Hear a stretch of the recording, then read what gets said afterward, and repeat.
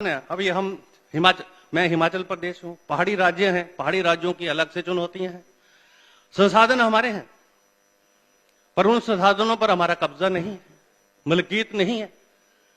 1924 Indian forest act, 1980 forest conservation act हमको जो है सीमित कर देता है अधिकारों में।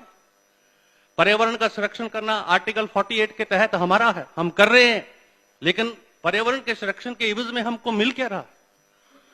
ये विषय हैं आज जिन विषयों के ऊपर सोचने की, समझने की जरूरत है, उसके ऊपर निर्णय लेने की जरूरत है। और मैं ये समझता हूं लोकसभा से बड़ी संस्था इसमें अग्रणी हो नहीं सकती।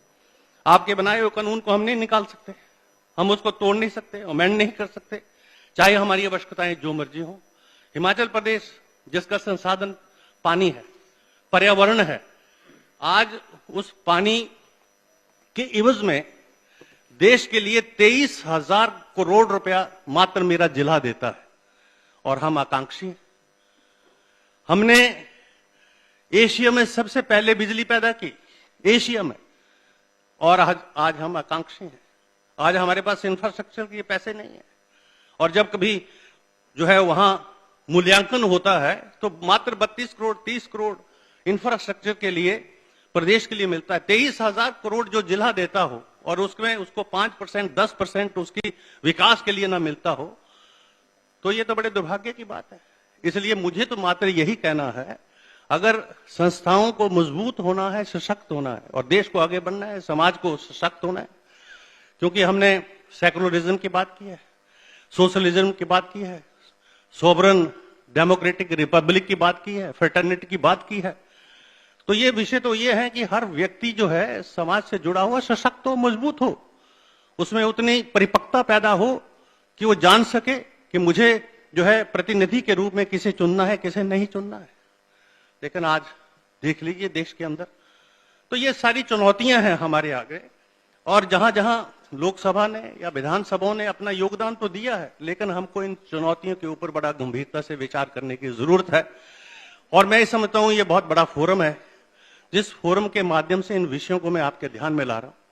हमको अधिकार मिलने चाहिए कि हम अपनी आवश्यकताओं को पूरा करने के लिए, संसाधनों के बंटवारे के लिए प्रोपोर्शनेट जो हम जो पैदा करते हैं उसका प्रोपोर्शनेट हमको मिलना चाहिए।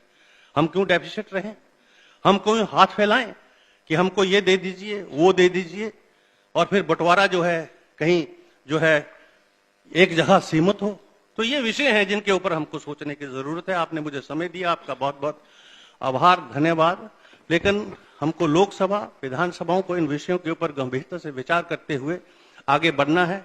सभी राज्य आगे बढ़ेंगे तभी देश आगे बढ़ेगा। राज्यों का संघ ही देश है।